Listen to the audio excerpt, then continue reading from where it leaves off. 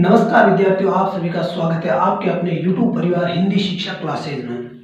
अपन अभी पढ़ रहे हैं हिंदी व्याकरण, जिसमें आप आज जो आपका अध्ययन बिंदु रहेगा वो है क्रिया।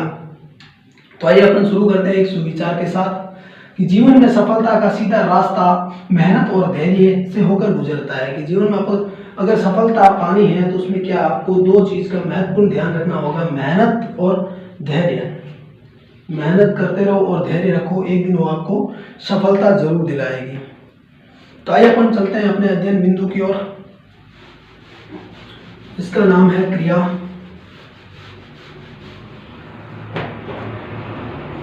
क्रिया अपनी जो अभी हिंदी व्याकरण की क्लासें चल रही है वो कक्षा 6 से 12वीं तक काम आ सके, यानी कक्षा 6 से 12 तक का जो आपके लेवल है उसको ध्यान में रखते हुए पढ़ाई जा रही है। तो देखते हैं कि क्रिया क्या है। सर्वप्रथम देखते हैं कि क्रिया का अर्थ क्या है। क्रिया का अर्थ होता है करना।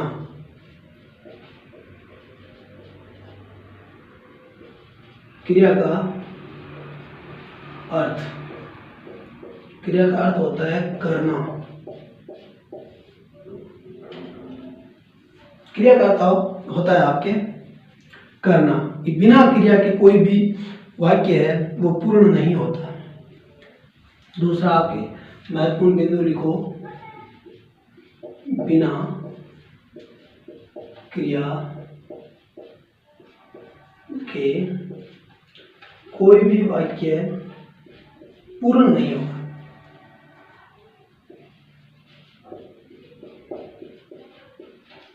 वाक्य पूर्ण नहीं होता।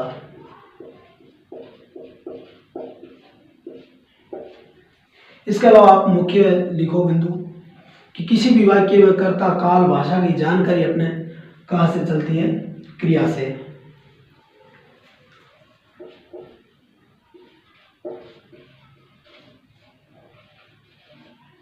किसी भी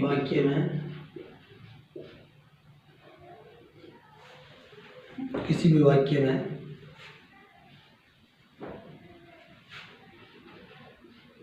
काल कर्म, काल कर्म और कर्ता की जानकारी हमें कहां से मिलती है? जानकारी हमें प्राप्त होती है आपके इस क्रिया के माध्यम से।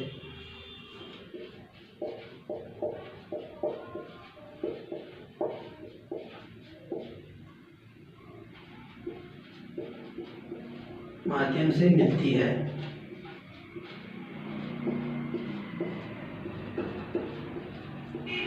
यह है महत्वपूर्ण बिंदु जिसे आप ध्यान में रखें। इसके अलावा अपन देखते हैं कि क्रिया की क्या परिभाषा है। लगाते हैं परिभाषा। क्रिया की परिभाषा वह शब्द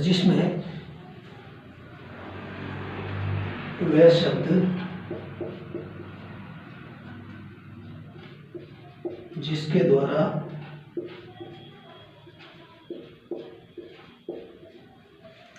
किसी कार्य का होने का बोध हो।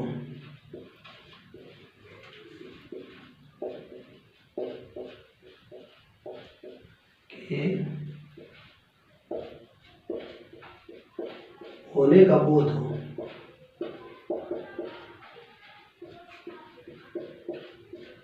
वह क्या कहलाती है?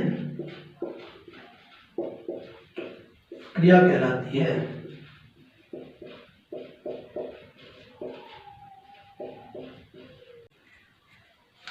कहने का मतलब है कि क्रिया में किसी घटना के होने का बोध होता है। वह शब्द जिसके द्वारा किसी कार्य के होने का बोध हो, अर्थात किसी भी घटना के होने का या घटित होने का बोध हो, वह आपके क्या कहलाती है? क्रिया कहलाती है। आगे अपन देखते हैं क्रिया है जो क्या होती है, संस्कृत के धातु से बनती है।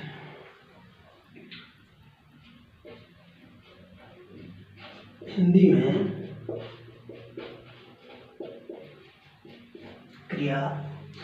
में क्रिया पदों का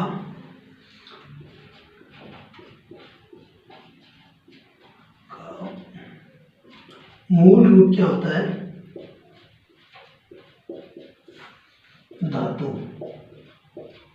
यानी कि संस्कृत के शब्द। और इसी धातु में नाम प्रत्यय लगाकर अपन क्या करते हैं, क्रियापद बनाते हैं। यानी कि नाम पद अगर जुड़ेगा शब्दों के पीछे तो वो क्या बन जाएगी, क्रिया। एक महत्वपूर्ण लिख दो, नाम प्रत्यय लगने से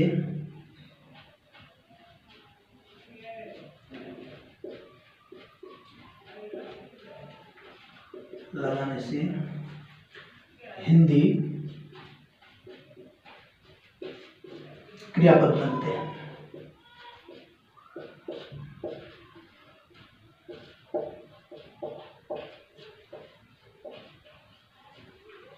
तो ये थी क्रिया के बारे में आपको सामान्य सी जानकारी। अब देखते हैं अपन क्रिया कितने प्रकार की होती है, क्रिया के कितने भेद है, किस आधार पे क्रिया को बांटा है। आइए चलते हैं अपन इसी क्लास में आगे के अपने क्रिया के भेद।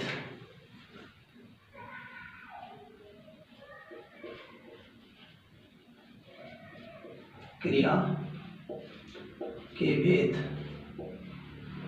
मुख्य रूप से क्रिया को 3 भागों में बांटा है, यानी कर्म के आधार पर क्रिया, संरचना के आधार पर क्रिया, इसके अलावा काल के आधार पर क्रिया। आइए देखते हैं। कर्म के आधार पर, नंबर 2 संरचना के आधार पर,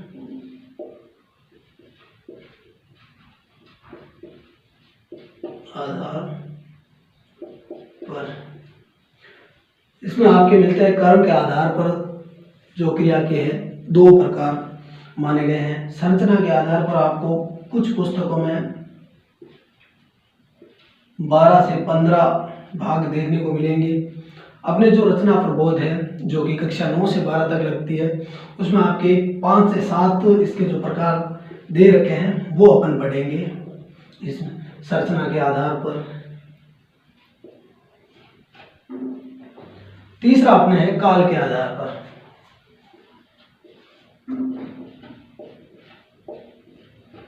काल के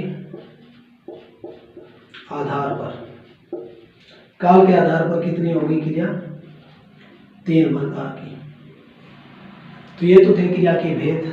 अब देखते हैं कि कर्म के आधार पर जो क्रिया के भेद हैं वो कितने हैं, संरचना के आधार पर कितने हैं, और काल के आधार पर जो कि 3 हैं वो किस प्रकार से हैं, उनकी अपन व्याख्या करते हैं। बने रहे अपने वीडियो के अंत तक। उम्मीद करता हूँ आपको ये वीडियो अच्छी लग रही है। इससे अलावा आप जो पीछे की वीडियो है विशेषण की वो भी आपने देखी होगी। अगर नहीं देखी है तो इस वीडियो के डिस्क्रिप्शन में उसका लिंक दे रखा है, एक बार जाके अवश्य देखिएगा। तो अपन देखते हैं कर्म के आधार पर जो आपकी क्रिया है वो कितने प्रकार की है। कर्म के आधार पर क्रिया को बांटा है 2 भागों में, सकर्मक क्रिया और अकर्मक क्रिया।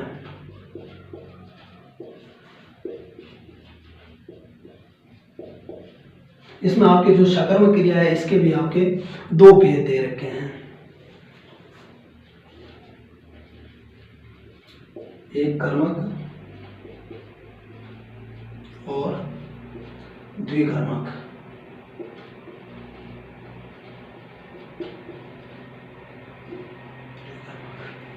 तो अपन देखते हैं कि सकर्मक क्रिया की क्या परिभाषा है। अपन समझते हैं इस वीडियो के माध्यम से सकर्मक क्रिया क्या है। नंबर 1 सकर्मक क्रिया। सकर्मक क्रिया, श का अर्थ होता है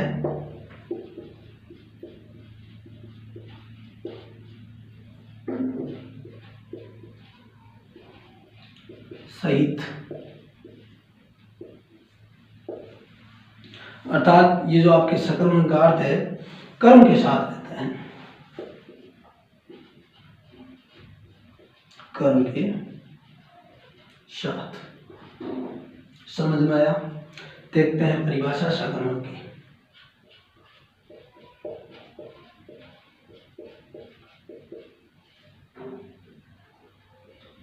सकर्मक क्रिया किसे कहते हैं? फल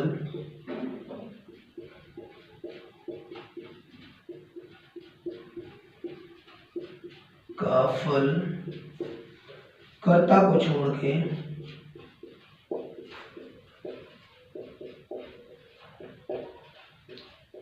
किस पे पड़ता हो? कर्म पर पड़ता हो, वह आपकी सकर्मक क्रिया कहलाती है।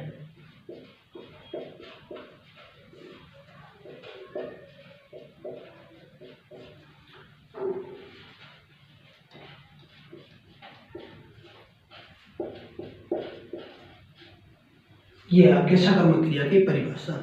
जैसे जैसे अपन देखते हैं, बच्चा चित्र बना रहा है,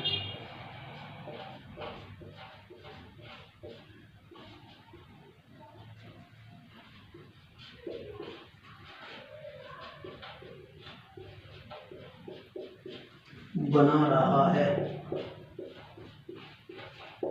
इस वाक्य में आपको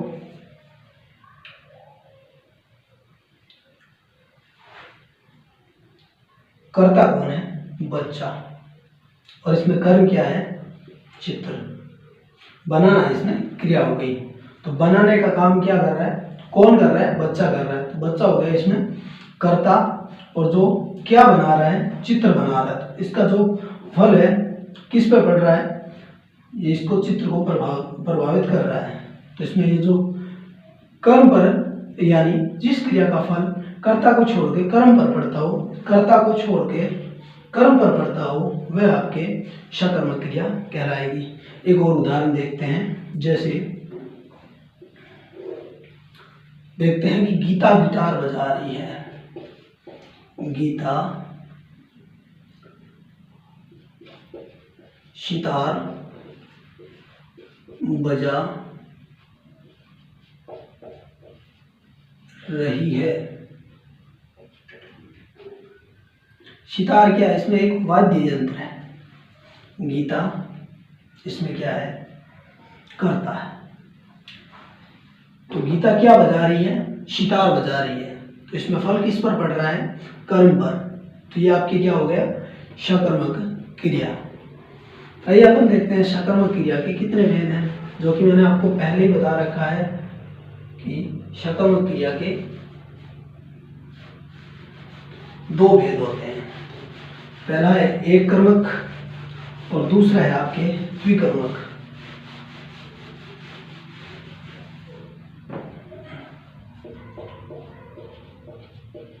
सकर्मक क्रिया के भेद।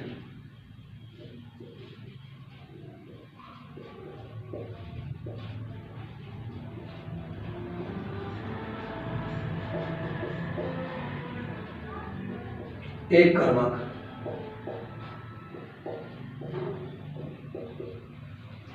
एक कर्मक में क्या होता है कि जैसे वाक्य में क्रिया के साथ एक कर्म प्रयुक्त होता हो। जब वाक्य में क्रिया के साथ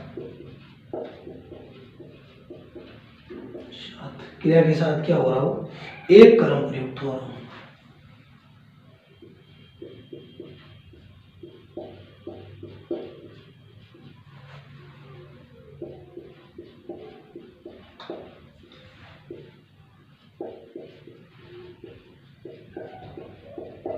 वह क्या कहलाएगी? आपकी एक कर्मक सकर्मक क्रिया। वहां एक कर्मक क्रिया होती है।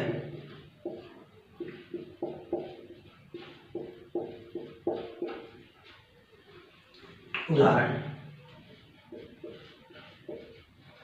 अपन उदाहरण के माध्यम से समझेंगे। कि एक क्रिया कैसे हो रही है। जैसे चाचा अखबार पढ़ रहे हैं, चाचा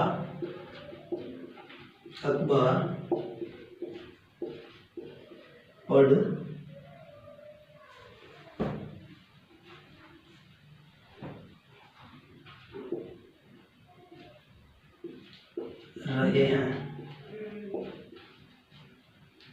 इसमें आपके पढ़ना है जो क्रिया है, और कर्म हो गया इसमें आपके अखबार, चाचा जी है इसमें कर्ता।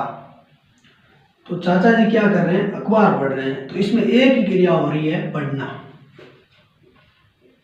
पढ़ना, केवल पढ़ना एक क्रिया हो रही है इसमें। इसके अलावा देखते हैं दुष्यंत भोजन, दुष्यंत भोजन कर रहा है,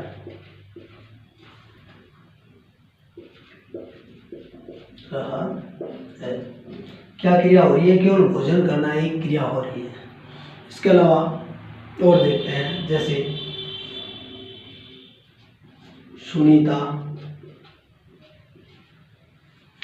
उपन्यास पढ़ रही है,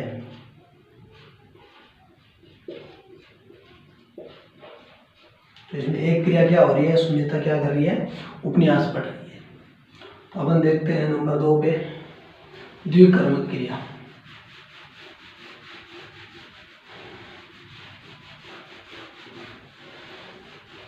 अपन देखते हैं द्विकर्मक क्रिया।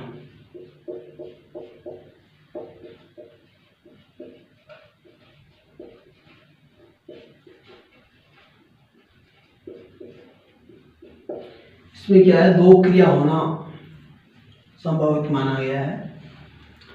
जब वाक्य में क्या होता है, जब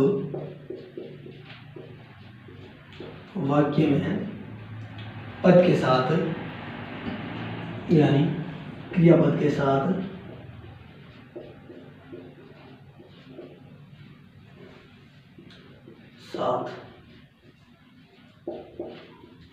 दो कर्म प्रयुक्त हो।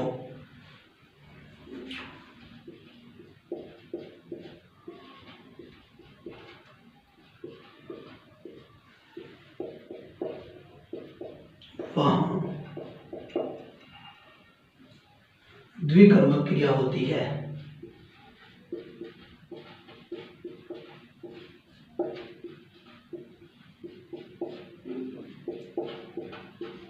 कौन सी क्रिया होती है, द्विकर्मक।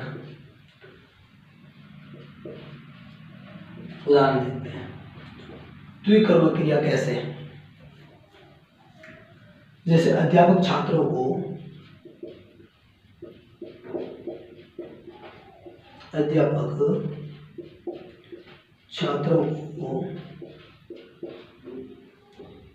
हिंदी पढ़ा रहे हैं, हिंदी पढ़ा रहे हैं। इसमें क्या होता है, क्रिया हो रही है पढ़ना, और इसमें कर्म हो रहे हैं दो कर्म। कौन से हो गए, छात्र और हिंदी, यानी अध्यापक जी हिंदी पढ़ा रहे हैं। इसके अलावा क्या पढ़ा रहे हैं, हिंदी। किसको पढ़ा रहे हैं, छात्रों को। तो इसमें आपके दो क्रिया हो रही है कि छात्र हिंदी पढ़ रहे हैं, अध्यापक पढ़ा रहे हैं। ठीक है। इसके अलावा एक और है जो आपको देखने को मिलती है नंबर 3 पे, जो कि कक्षा 12 तक काम नहीं आती। इसके अलावा अगर आप कोई व्याकरण की तैयारी कर रहे हैं, उसमें आपके काम आती है। वो कौन सी, अपूर्ण सकर्मक क्रिया। वो आपके कक्षा 12 तक पूछते नहीं हैं। अपूर्ण सकर्मक क्रिया, जो कि व्याकरण की कुछ किताबों में दे रखा है। आपके जो कक्षा 9 से 12 तक रचना प्रबोध पुस्तक लग रही है NCERT में, उसमें ये आपके नहीं दे रखा है। अब अपन देखते हैं सकर्मक के बाद आपके आती है 2 नंबर। कर्म के आधार पर 2 नंबर है जो अकर्मक क्रिया। कौन सी? अकर्मक क्रिया।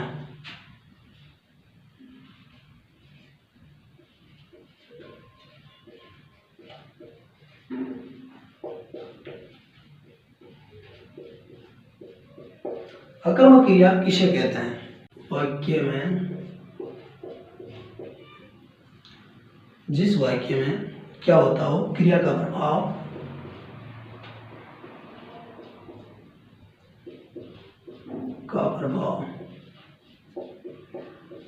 किस पे पड़ेगा? कर्ता पर।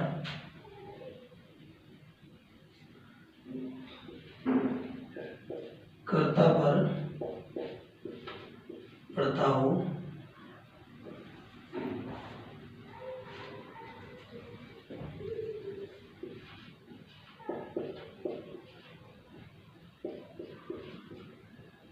अर्थात ये भी हो सकता है कि उसमें कर्म ना हो, उस वाक्य में कर्म ना हो, वह आपके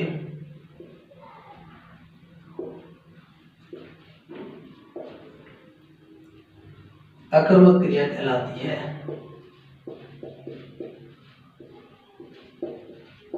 अकर्मक क्रिया कहलाती है।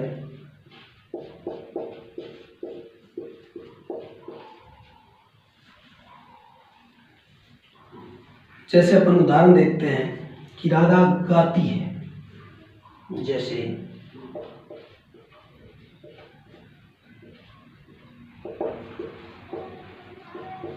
राधा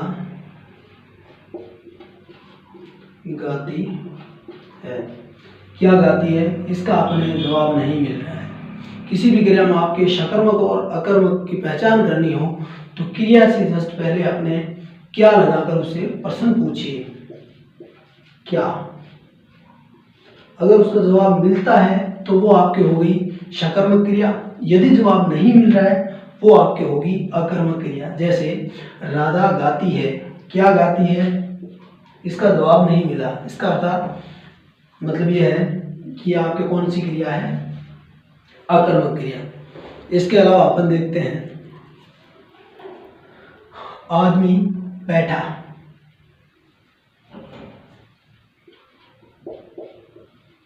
आदमी बैठा है,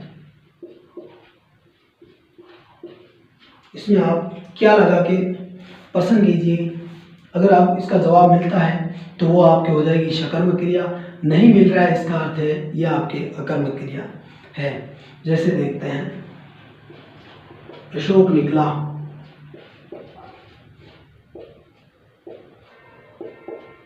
अशोक निकला, क्या निकला? चालाक निकला, शातिर निकला, बेईमान निकला, अच्छा निकला। इसका जो अपना जवाब नहीं मिल पा रहा, इसका अर्थ यह है कि यह आपके कौन सी क्रिया है? अकर्मक क्रिया।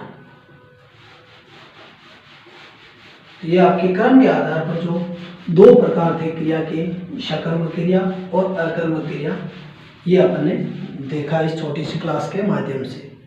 इसके अलावा आपके 2 नंबर पे आती है संरचना के आधार पर क्रिया के जो भेद है वो, जो कि अपन पढ़ेंगे आगे की कक्षा में।